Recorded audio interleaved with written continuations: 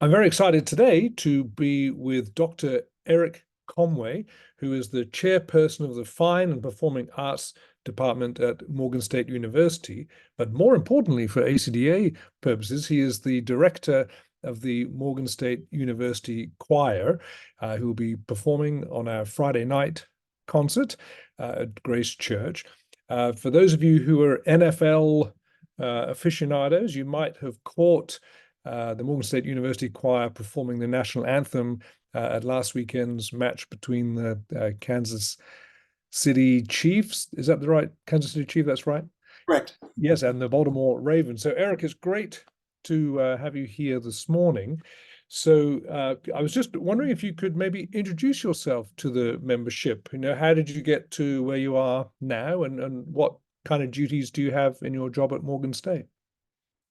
Hey, hello, Chris. Well, again, thank you for inviting me to this interview. Yes, I'm the chair of Fine and Performing Arts at Morgan State University, which includes music, of course, but also musical theater, theater arts, and visual arts. So I wear a lot of different hats. I kid around with my dean. I'm almost like a mini dean. Yeah.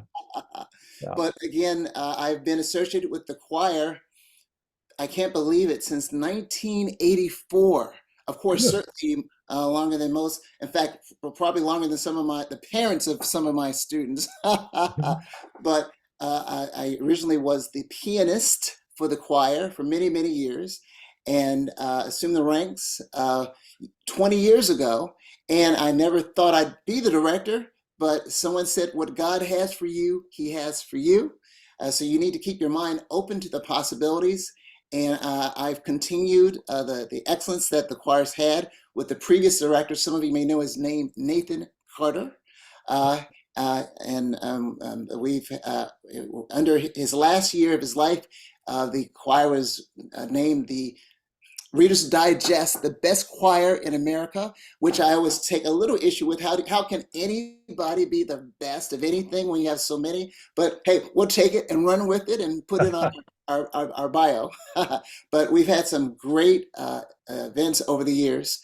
Again, in fact, when I first became the director of the choir in 2004, within months, the choir was singing at the Capitol Rotunda for the service for Rosa Parks, Oh, wow. one of the first ladies to have her body lay in repose at the Capitol Rotunda. Back then, President Bush was there. It was just a great, it was great for the choir to be associated with that, Sure. and to be invited to sing for that. But we've had so many moments like that over the years. Yeah, that's wonderful. And I know you've had some high profile performances, whether for politicians or NFL, that kind of thing. Yes, Um, and in fact, if you look in the background, you may see a picture there of President Obama. We sang for President Obama. He had a music American music series at the White House, and one year he was celebrating gospel music, a truly American art form, and he asked us to back up Shirley Caesar, oh, Aretha Franklin, Tamla Mann, and we will never forget that experience, singing for within 20 feet of President Obama and his wife. isn't that incredible? And just, remarkable memories for your students. So I wonder if you can tell us just a little bit about the choir that we're going to hear just in a few weeks. And are they undergrads, grads? Are they all music majors? How is the group made up? Well, as of course by audition only, I kid around and say one bad apple can spoil the whole bunch. However, I would say maybe less than half are music majors, and everyone else is just a choir enthusiast. And of course, sometimes those who are not majors are even more zealous about singing because they don't do it 24/7. So when they come into our choir rehearsal, it's just a great dichotomy of the normal day of the normal academics. So but I'd say half of our 120 member choirs, which is larger than most choirs across the land nowadays, but about half the choir, or less than half, are music majors, and we have a few graduate students. We have a graduate program as well at Morgan State University. Okay. Also. Yeah. And then, so what, as well as the concert you have for ACDA, have you got any other big performances coming up? Well, most recently, uh, we sang at Carnegie Hall for the occasion of uh, Rachmaninoff's 150th anniversary of his birth. And that was a great concert. We opened up the concert with the Rachmaninoff Vespers, a great piece, not all of them, but some selected excerpts. So we were singing in Russian. So that was a date for us this year. Coming up this year, we will have some concerts with the Baltimore Symphony Okay. at the Meyerhoff, and we're planning a tour to Greece Oh, wow. in May. So typically we travel during as soon as school's over. So since I don't want them to go across the countryside and have to come back to Morgan over the summer, so while they're still on campus, we leave. And this year we've chosen Greece. We actually chose Israel, but Ah, due to the Hamas, that's yeah, not going to be possible. So we had yeah, to quickly switch to Greece this year. But yeah. that's a huge. We love sharing our music with the world. Absolutely. Fantastic. And so, on that note, I know that your ensemble is renowned for singing a variety of music. So, can you tell us a little bit about what we might expect in your concert? Are there any particular pieces that you're very excited about? Well, I'm very excited first about sharing with ACDA a piece that you may have never heard before. It's Dr. King's "I Have a Dream" speech set to music. All choral, no soloists, all choral. Typically, in a lot of choral pieces, you'll have a soloist to give the choir a chance to rest their voices. Mhm. This is a great choral piece, but ironically, if you want to put it that way, they sing the entire time. It's a Yeah. powerful piece, a cappella, sometimes just with piano. With our big semester ending concert, we're going to perform it with orchestra. Charles Dickerson is the composer. Okay. We originally learned this on the occasion of the 50th anniversary of Dr. King's speech in 2013. Again, it was in 1963 when he gave the speech. But this happened to just be the year of the 60th anniversary.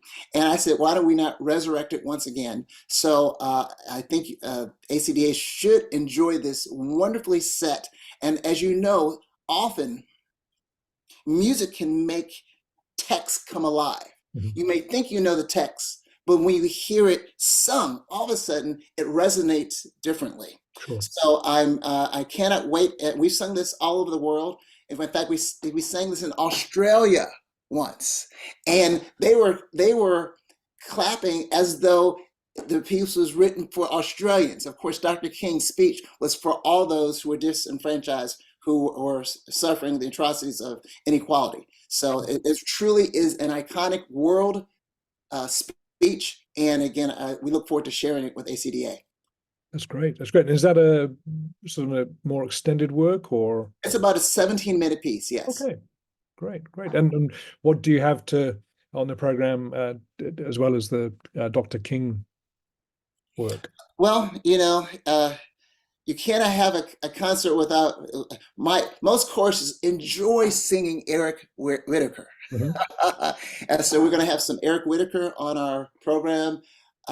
We also champion a lot of African American composers. Mhm. So we may have a work by Adolphus Hailstork, which you may Great. know. I've lift up mine. I will lift up mine eyes from which cometh my help.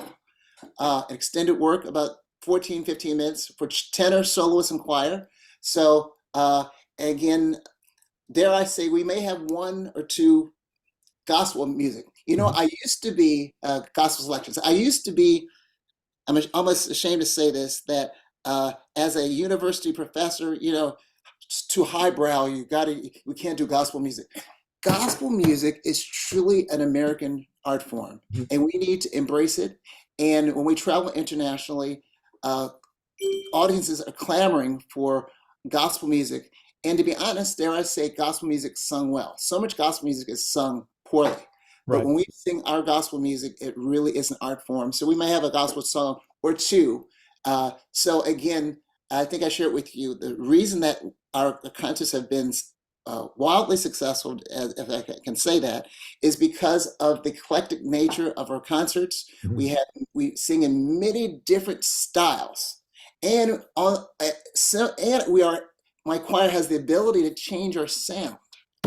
That is the fact that we can and on Whitaker we can sing straight tone, but if we need to give a more robust vibrato, push a button and it happens. And as the audience member, you feel as though you're hearing a different group. So it Sure. makes it very interesting Yeah. for the attendees. Can't wait to hear you sing. It's going to be very, very exciting. I We're was looking wondering, forward to it. yeah, I was wondering, Eric, I have vivid memories. My first ACDA conference was in 1995 in Washington, D.C. It was a national conference. Yes. And literally just come over from Britain a few months before. And it was the conference where Moses Hogan made such an impression Mm. with his ensemble. And it truly kind of transformed my even sort of awareness of what choral music could be. I wonder, do you remember what your first ACDA conference was and any sort of really lasting impressions from whether it was performers or presenters? Well, it originally was with the Morgan State Choir when I was the accompanist with Nathan Carter, and we were the choir similarly to perform. This was back in the '90s, so Okay. a long time ago. But I believe it was in Philadelphia for the Eastern Division, and it was just again to hear other groups. So often we're so busy preparing our own groups that we don't hear other groups. And if you're a true choir enthusiast, you are inspired and energized when you hear other good groups beyond learning additional repertoire and say, hey, I think our choir could do that piece. So again, I'm sure after we sing, maybe some other directors may say, hey, I might want to do one of the pieces from Morgan State University. Mhm. Yeah, that's great. That's great. Well, you are going to be performing on Friday, March the 1st. And I should know the time, but I've forgotten, either 7:30 or 8 o'clock. But we're Yeah, delighted to have you at the conference. We appreciate your time having a chat today. And I wish you the best for your final preparations. And we will see you in Providence. absolutely. Thank you, Eric. Bye-bye. Bye-bye.